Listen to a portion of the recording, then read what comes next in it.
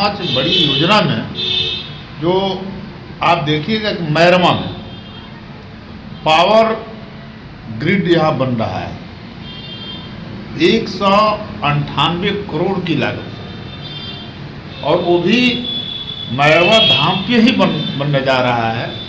जो ये कुष्ठ आश्रम का जो इलाका है, जहाँ तक हमें जानकारी है कि उसी जमीन पर इस पावर ग्रिड को बनना है।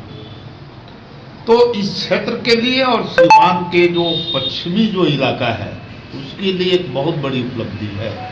अब इसके जरिए जो पहले अमूमन गर्मी के दिनों में लोग परेशान रहते थे, कहते थे कि भाई बिजली कट गई, हम ही लोगों को इस साल गर्मी में इतना फ़ोन गया, अब वो भी समस्या दूर हो जाए और सीवान के डेवलपमेंट में एमिल का पत्थर शामिल हो।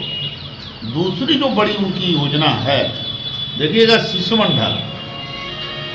मैं समझता हूं कि एक चुनाव में भी एक तरह से कहिएगा तो अघोषित मुद्दा था। जब भी मीडिया बंधुओं से हमारी बात होती थी, चाहे वो प्रिंट मीडिया के लोग हों या इलेक्ट्रॉनिक मीडिया के लोग हों, सब पूछा करते थे कि शिशुमन ढाला कब बनेगा। तो वो भी मांग जो है, ऐसे तो आज से 2 महीना पहले ही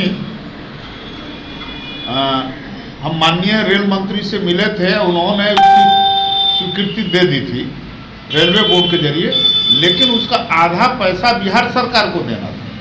वो प्रोजेक्ट है 92 करोड़ 16 लाख का, तो 46 करोड़ प्रोजेक्ट केंद्र सरकार को देना था और 46 करोड़ 8 लाख बिहार सरकार को देना था।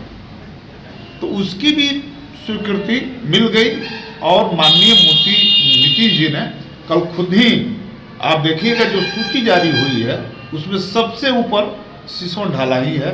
वो 92 करोड़ 16 लाख का प्रोजेक्ट, वो भी काम अब टेंडर की प्रक्रिया में है। टेंडर जैसे ही निकलेगा वो काम वहाँ शुरू होगा। एक रोड है जो जीरा दे राजेंद्र बाबू के यहाँ जाता है, उसकी बड़ी मांग थी, तो उसमें लिखा है भांटा पोखर टू जीरा दे। तो रोड जीरा दे मोड़ से जाएगा या फिर भांटा पोखर ओवर ब्रिज के लिए? उस रोड का नाम ही है भांटा पोखर जीरा दे। वो रोड वहीं जीरा दे मोड़ जिससे हम लोग जानते हैं वही रोड है, लेकिन वो भांटा पोखर के नाम से, इसीलिए जो सरकारी जो भाषा है, शब्दावली है, उसमें भांटा पोखर का नाम ही उल्लेख है।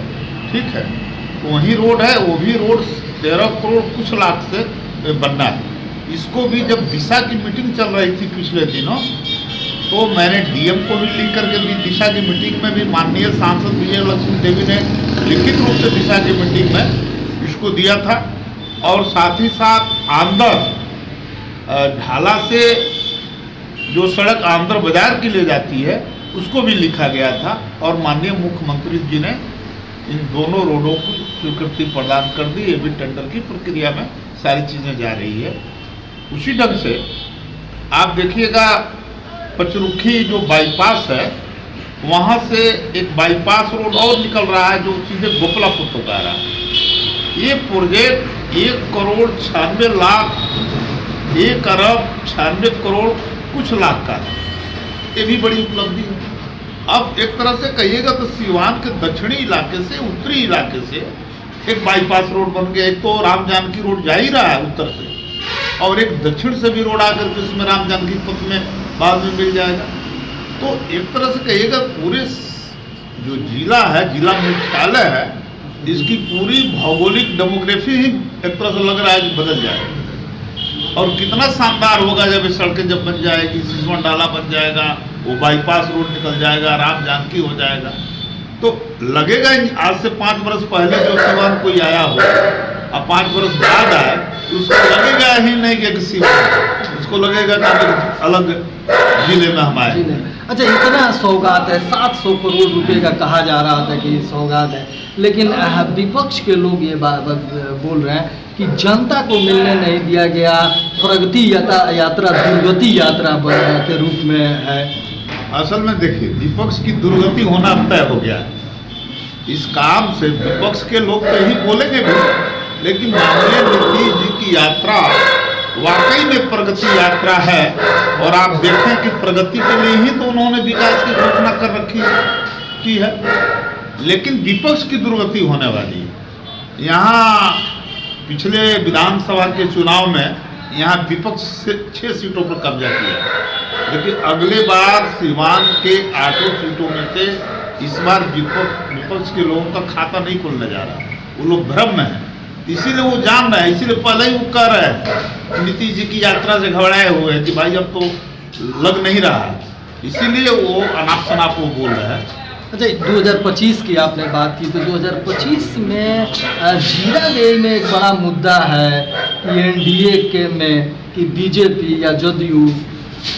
देखिए, ये तो शीर्ष नेतृत्व का बात है, ये हम कैसे कर सकते हैं। सीट का बंटवारा वो माननीय सांसद के जरिए और यहाँ के जो भाजपा, जदयू, लोजपा और राष्ट्रीय लोक मोर्चा के नेताओं के जरिए सीट का बंटवारा नहीं होता है।